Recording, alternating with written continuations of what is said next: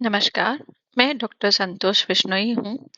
मैं आपको UGC net JRF को पहली बार कैसे क्लियर करें, उसकी कंप्लीट स्ट्रैटेजी आप लोगों को समझाऊंगी।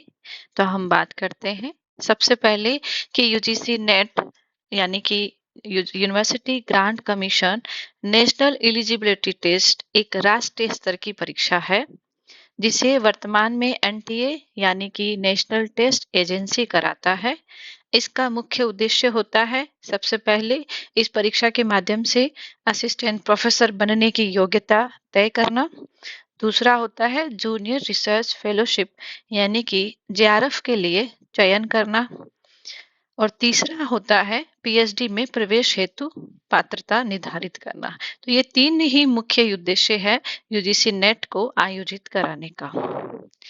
दूसरा कि जब हम इस परीक्षा को देते हैं तो उसमें किस तरह की परीक्षा होती है, क्या पैटर्न रहता है, तो मैं इस पर बात करती हूँ कि यूजीसी नेट में 2 पेपर होते हैं, लेकिन दोनों एक ही सत्र में होते हैं, यानी कि आप एक ही पेपर को एक साथ देते हैं दोनों पेपर को।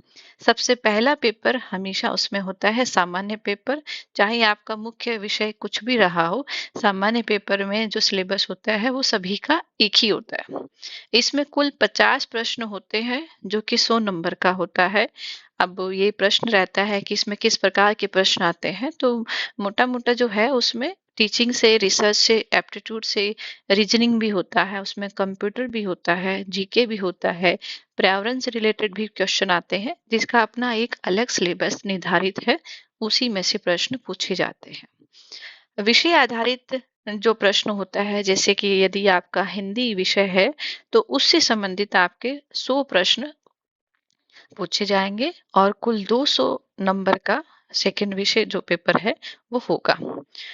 कुल मिलाकर ये प्रश्न जो है 150 प्रश्न आते हैं, 300 नंबर का होगा और 3 घंटे का समय आपको दिया जाता है, कुल 180 मिनट का।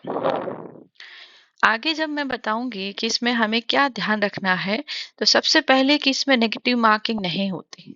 बहुत सारे बच्चों को ये डाउट रहता है कि नेगेटिव मार्किंग है तो हम लोग तुक्का मारें कि नहीं, कितने क्वेश्चन करने हैं। तो आप अपने दिल और दिमाग से ये चीजें निकाल दीजिए कि इसमें नेगेटिव मार्किंग नहीं होती है, आप सभी प्रश्न कर सकते हैं। सही प्रश्न होगा तो 2 नंबर मिलेगा, गलत प्रश्न होगा तो आपका कोई भी अंक इसमें नहीं कटेगा। इसलिए आप ज्यादा से ज्यादा कोशिश करें कि सभी प्रश्नों को हल हो। एग्जाम मोड क्या होगा ये भी कई बार दिमाग में आता है, तो मैं बता दूं कि ये हमेशा ऑनलाइन होता है, यानी कि आपको कंप्यूटर बेस्ड टेस्ट देना होगा जिसको बोलते हैं सीबीटी। ऑफलाइन पेपर वाला नहीं होता है, आपको इसमें कोई अलग से पेन पेपर ना मिलेगा, ना आपको लेकर जाना है, बस अपना आईडी और कंप्यूटर पर बैठ के आपको एग्जाम देना होता है। पास होने के लिए हमें इसमें कितने मार्क्स आते हैं, ये भी अक्सर हमारे मन में प्रश्न रहता है कि कितने नंबर पर हम नेट क्लियर कर लेंगे। तो जनरल कैटेगरी में लगभग 40% अंक आने पर जो है वो पास हो सकते हैं और रिजर्व कैटेगरी में लगभग 35% नंबर आने पर।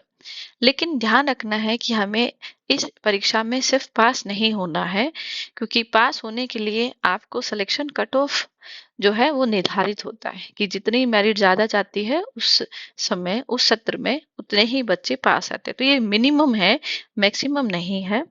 तो आगे बताती हूँ कि आप इस परीक्षा को जब भी देने जाएं तो आपके मन में क्या स्ट्रेटजी होनी चाहिए या आप किस तरह से तैयारी रखेंगे। तो सबसे पहले तो आप किसी भी परीक्षा को जब देने जाएं तो आपके पास एक टाइम मैनेजमेंट होना चाहिए। भले ही आप दिन के 2 घंटे दें, लेकिन आपको इस परीक्षाओं को तैयारी करते समय इसका आपको एक टाइम मैनेजमेंट देना जरूरी है, क्योंकि ये परीक्षा काफी सीरियस परीक्षा होती है, उसको सिर्फ ऊपर ऊपर से पढ़कर नहीं दिया जा सकता। दूसरा होता है कि आप अधिकतर क्या होता है कि आप अपने पेपर पर तो बहुत ध्यान देते हैं, परंतु पेपर 1 को नजरअंदाज कर देते हैं। तो ऐसा नहीं करना है। जब भी मेरिट बनती है तो वो पेपर 1 और पेपर 2 दोनों को मिलाकर बनती है। तो हमें पेपर 1 को भी उतना ही समय देना है जितना आपको अपने विषय को देना है। 3 जो महत्वपूर्ण बात है वो है कि सिलेबस को अच्छे से समझना है।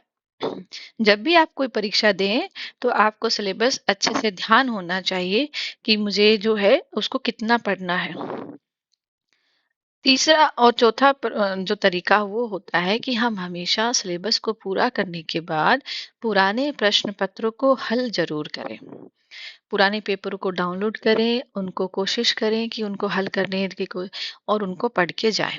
और फिर है अपनी तैयारी को एक फाइनल टच देने के लिए, अपना स्वयं का मूल्यांकन करने के लिए मॉक टेस्ट आप लोग ज़रूर करें और यही तरीके होता है किसी भी परीक्षा में सफलता को प्राप्त करने के लिए। आगे देखिए कि अंतिम बात मैं आपको बताऊंगी कि नियमित यदि आप पढ़ाई करेंगे, सही तरीके से करेंगे, आप अभ्यास करेंगे, तो आप इस परीक्षा में ज़रूर सफल होंगे। और अगर आप लोगों का कोई भी सवाल है, तो आप मुझसे पूछ सकते हैं। आगे आने वाले वीडियोज़ में मैं आपको इसके डिटेल सिलेबस के बारे में, इसकी पूरी परीक्षाओं के पैटर्न के बारे में और हम अपने विषय के बारे में भी पढ़ाई करेंगे। तो आप जुड़े रहें मेरे साथ और अगर कोई सवाल है तो आप मुझे मेरे कमेंट बॉक्स में छोड़ सकते हैं। धन्यवाद।